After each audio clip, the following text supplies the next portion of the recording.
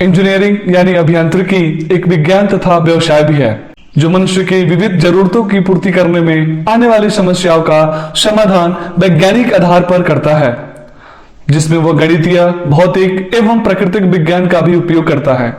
Engineering और engineer शब्द की उत्पत्ति फ्रेंच शब्द इंजीनियरी और इंजीनियर्स शब्द से हुई है, जिसका अर्थ युद्ध मशीन का निर्माता है। ऐतिहासिक रूप से इंजीनियरिंग का उपयोग सबसे पहले सेना और सैनिक कार्यों में हुआ था। उसके बाद इसका इस्तेमाल असैनिक कार्यों में भी किया जाने लगा। तो आइए इंजीनियरिंग और उसकी उत्पत्ति के बारे में एक छोटा सा एग्जाम्पल हम लेते हैं। जब हम आदि मानव रूप में थे तो हमारा उद्देश्य जीवित रहने के लिए सिर्फ भोजन ढूंढना होता था। समय के साथ हमारी जरूरतें बढ़ी, जैसे रोटी के साथ शरीर ढकने के लिए कपड़ा और सुरक्षित रहने के लिए मकान। यानी अब हमारी आवश्यकताएं ब्रेड और बटर से आगे रोटी कपड़ा से मकान तक पहुंच गई। समय के साथ हमारी जनसंख्या भी बढ़ती चली गई और उस बड़ी समुदाय के भरण पोषण हेतु अब हमें सब कुछ अधिक मात्रा में चाहिए था। हमारी तकनीकें काफी पुरानी और अनप्रोडक्टिव थी, इसलिए लोग भूखमरी से मरने लगे। अब मानवीय मुश्किलें चरम सीमा पे थी और विज्ञान शून्य पे। तुरंत कुछ न कुछ समाधान ढूंढना था।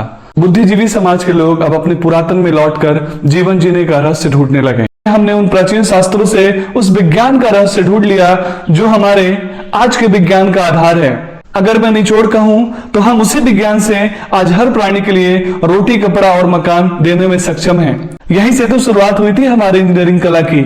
इस बड़े समुदाय की रोटी की जरूरत पूरा करने के लिए हमें मशीनों की जरूरत पड़ी, जिससे कम समय में हम ज्यादा पैदावार कर सकें। चाहे तो हम खेतों को जल्दी तैयार करने की बात करें या फिर खेतों की जल्दी कटाई की बात करें। कहते हैं ना, आवश्यकता ही आविष्कार की जननी है। यहीं से हमारी आवश्यकताएं आविष्कार की खोज में अग्रसर हुई। यहीं से मशीनों की जरूरत हमें पहली ब्रांच दी और वो ब्रांच कहलाया मैकेनिकल इंजीनियरिंग। वैसे ही कपड़ों के लिए मशीनों की जरूरत मैकेनिकल इंजीनियरिंग की नींव और मजबूत कर दी। फिर हमें रोटी, कपड़ा के बाद सुरक्षित आश्रय के लिए मकान की जरूरत पड़ी, जहां हम एक ऐसे घर की बुनियाद रख सकें जो हमें आश्रय के साथ प्राकृतिक आपदाओं से भी सुरक्षित रख सके। वहीं से हमने एक नए ब्रांच के बारे में जाना और वो था सिविल इंजीनियरिंग। समय ने फिर करवट लिया। जो मशीनें हमारी रोटी, कपड़ा और मकान की जरूरत पूरा करने लगी, उन मशीनों सही और सुरक्षित ढंग से संचालन हो सके, उसके लिए हमें ऊर्जा की आवश्यकता थी।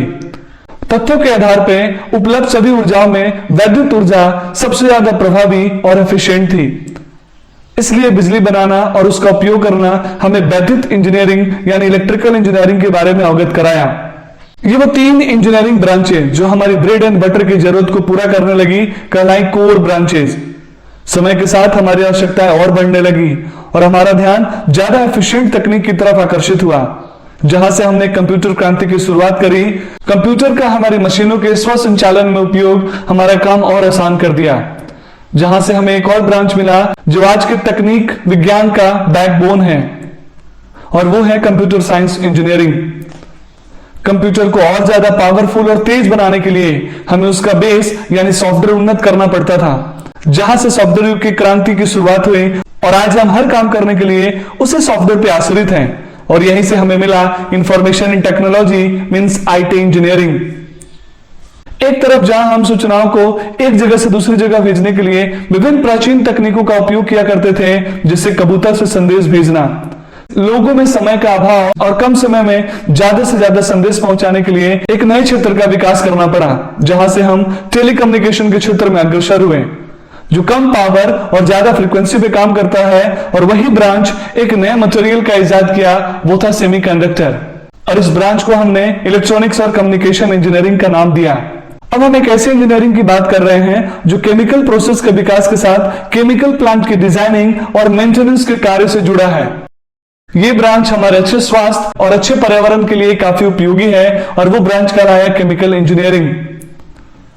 समय के साथ इंसान का बीमार पड़ना और खुद को ठीक करने के लिए औषधि का उपयोग करना ये काफी प्राचीन है, लेकिन आधुनिक समय में वो हमें उस इंजीनियरिंग की तरफ आकर्षित करने लगा जो आज की मूलभूत जरूरत है, और वो है बायोमेडिकल इंजीनियरिंग।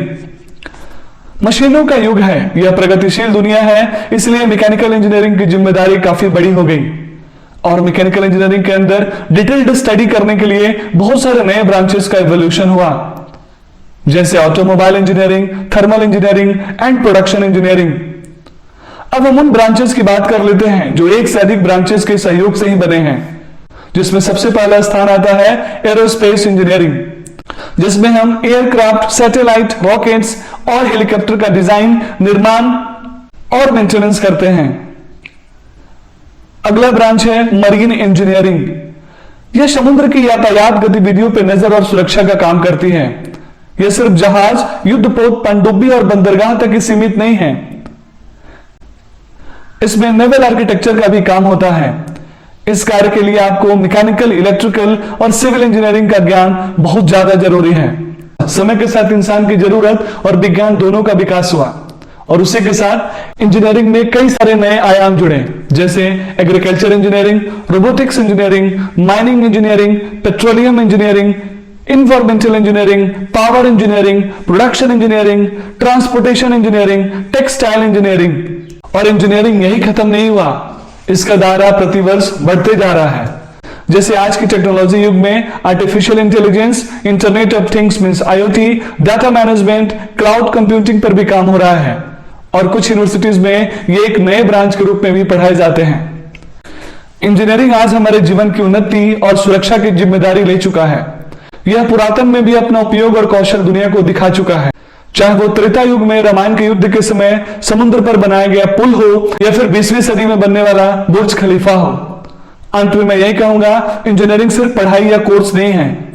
इसके पास हमारे देश में आने वाली हर चुनौतियों जैसे गरीबी, घुसखोरी एवं सुरक्षा का सॉल्यूशन है। हम इंजीनियरिंग से ही उन्नत समाज और रहने लायक नए देश का निर्माण कर रहे हैं, जो गरीबी, घूसखोरी और जमाखोरी मुक्त हो। और यह जिम्मेदारी आपकी है, जो या तो इंजीनियरिंग कर रहे हैं या फिर करने की कल्पना कर रहे हैं। अपनी जिम्मेदारी को समझिए एवं उन्नत भारत के निर्माण में लग जाइए और संकल्प लीजिए कि आपकी इंजीनियरिंग सिर्फ नौकरी नहीं बल्कि सामाजिक, राजनीतिक और मानवीय उत्थान का भी काम करेगी।